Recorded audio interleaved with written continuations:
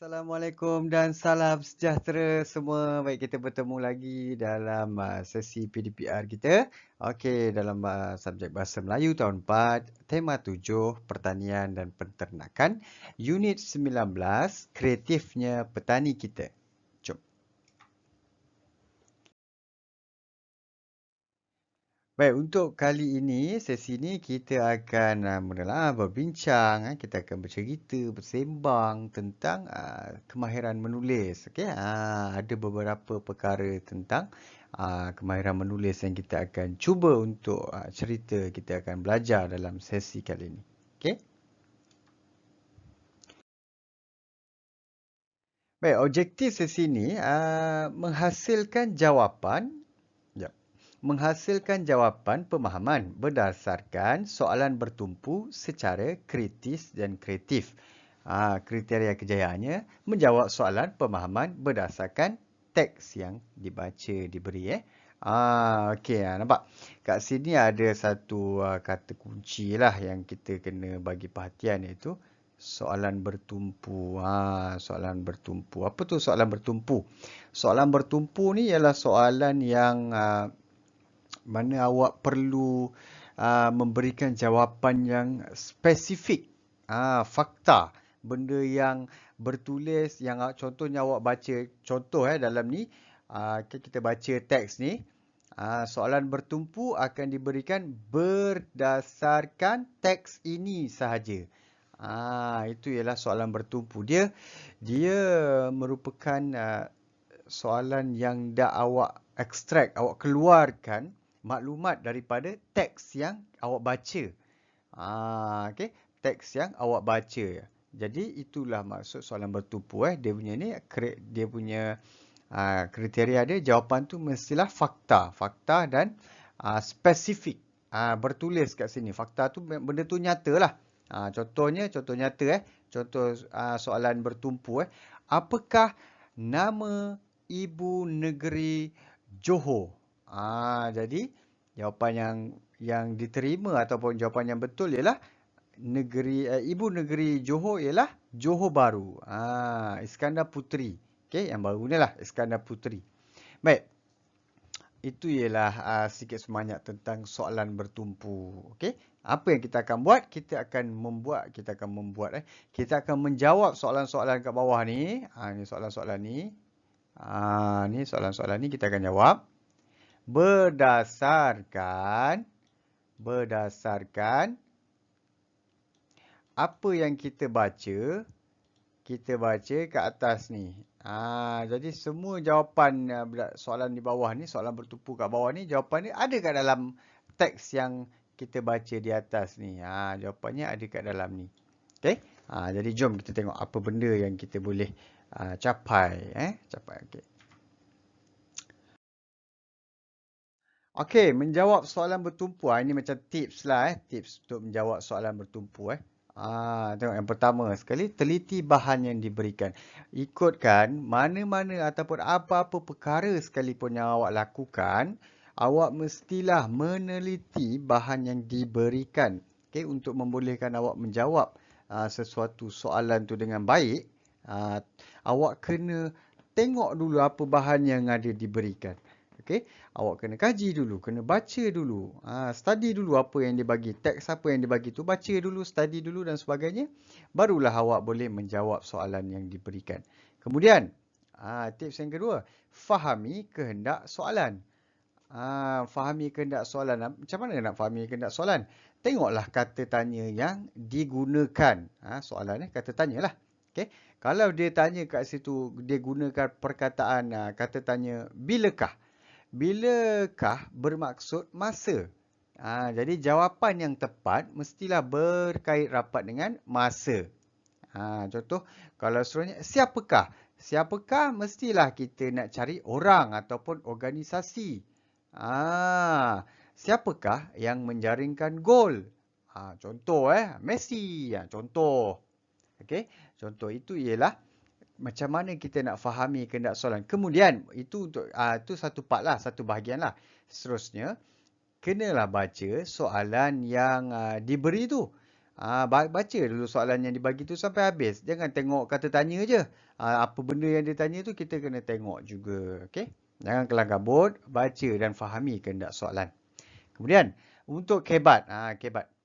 Kebat ni awak kena, memanglah kena latih minda awak untuk memahami maksud ayat yang awak baca tu. Kemudian, kaitkan apa yang awak baca tu dengan kehendak soalan. Okey, kaitkan dengan kehendak soalan. Awak kena baca dekat situ, baca first lah, memang kita kena baca lah. Baca teks tu, kemudian awak kena fahamilah apa yang awak baca tu. Bukan baca buta, membuta je baca Baca dan tengoklah maksud dia. Cuba fahami apa yang nak disampaikan oleh teks ataupun bahan yang awak baca tu. Kemudian, bila awak dah fahami maksud dia, kaitkan maksud dia, maksud ni awak kaitkan dengan soalan. InsyaAllah kalau awak dah boleh buat ni, awak akan dapat menjawab soalan kebat ini dengan lebih berjaya lah. Okey? Dengan lebih berjaya. Baik, kebat ini ialah kemampuan awak untuk berfikir aras tinggi. Kemampuan awak untuk berfikir aras tinggi. Jadi, kalau awak tak latih, bila awak jumpa je soalan kebat lari, ataupun jawab lebih kurang je, biar salah pun tak apa, itu tak akan membantu awak. Jumpa je soalan kebat lari. Contoh soalan kebat mengapakah kita perlu menggosok gigi selepas bangun tidur?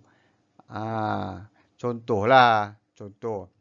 Ataupun untuk lebih jelas lagi, kejap lagi kita akan tengok apa contoh soalan kebat yang awak perlu untuk jangan lari, jawab aja.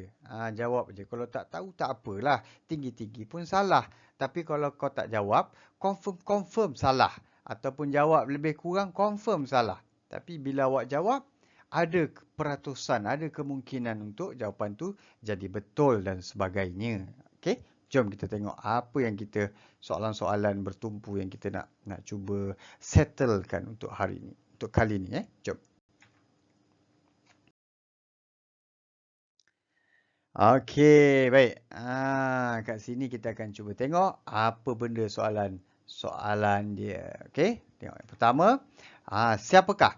Siapakah ni dia akan merujuk kepada orang ataupun institusi ataupun pihak lah. Okey, siapakah yang mencipta alat semaian itu? Ini ialah soalan dia. Jadi, sekiranya awak nak menjawab soalan ni, awak kena bacalah keseluruhan teks ni. Kena baca teks ni. Baca seluruh teks ni, barulah awak tahu apa bendanya. Siapakah? Siapakah? Jadi, mestilah kena cari orang. Ataupun pihak. Pihak lah. Orang ataupun pihak. Jadi, untuk soalan pertama ni, kita tengok ke mana dia pergi. Nampak tak? Ini dia cikgu bagikan clue kepada awak. Siapakah? Dia akan pergi kepada sini. Tengok apa benda yang ada dekat sini supaya awak mampu untuk mencari jawapan yang sesuai. Kat sini tengok ayat ni. Alat ini ciptaan syarikat anak tempatan. Jadi tengok soalan dia. Siapakah yang mencipta alat semaian itu? Mencipta alat semaian itu. Tak nampak pula line. Buang sekejap. Okey, mencipta alat semaian itu. Baik.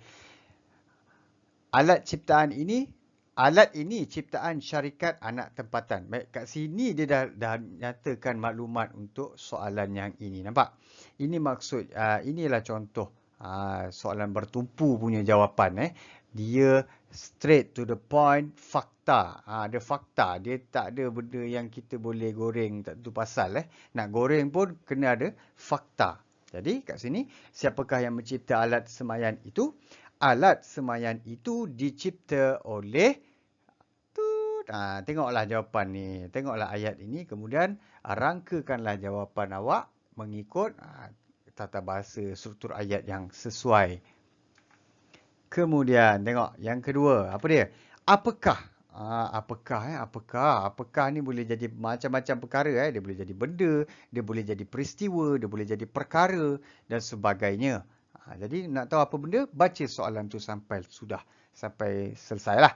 Apakah kegunaan alat semayan? Kegunaan alat semayan Jadi, apa bendanya? Tengok sini. Alat ini untuk memudahkan proses penyemaian biji benih. Kat sinilah kegunaan alat semayan. Sebab dia tanya apa? Apakah kegunaan? Kegunaan.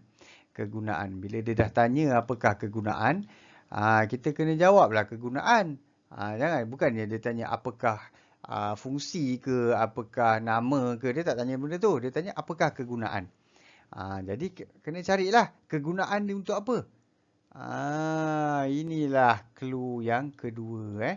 Clue yang kedua untuk soalan bertumpu ini. Jadi apabila awak nampak clue ni, sepatutnya awak dah boleh merangka jawapan awak. Cara nak buat jawapan bagi soalan ni, janganlah terus kepada memudahkan proses penyemaian biar. Janganlah macam tu. Itu macam orang yang kurang pendidikan bahasanya.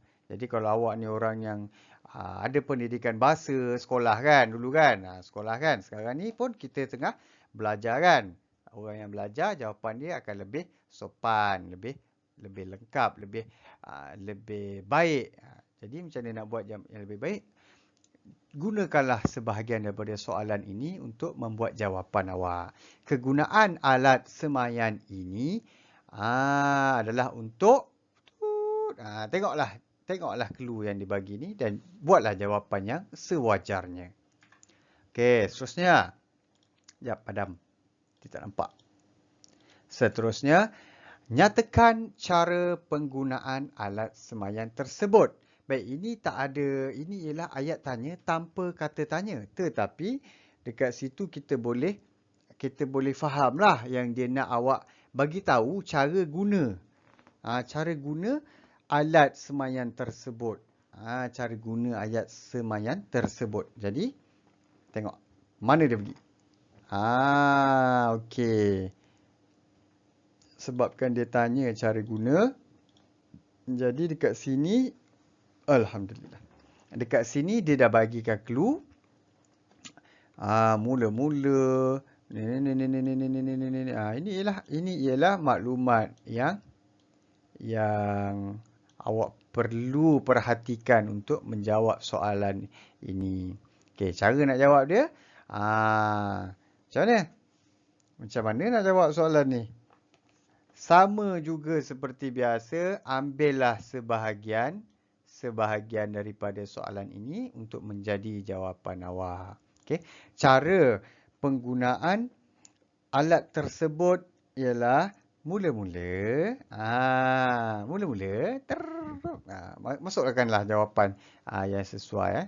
Untuk soalan ni, jawapan ni panjang. Ikutlah clue yang diberikan ni. Okey. Okey, seterusnya. Padam dulu. Kita padam dulu supaya awak senang nampak. Seterusnya, mengapakah alat tersebut dikatakan dapat meningkatkan pengeluaran sayur? Okey. Ada jumpa mengapa je ni. Dia dah pergi ke arah soalan yang aras yang lebih tinggi berbanding siapa, apa, bila dan di mana.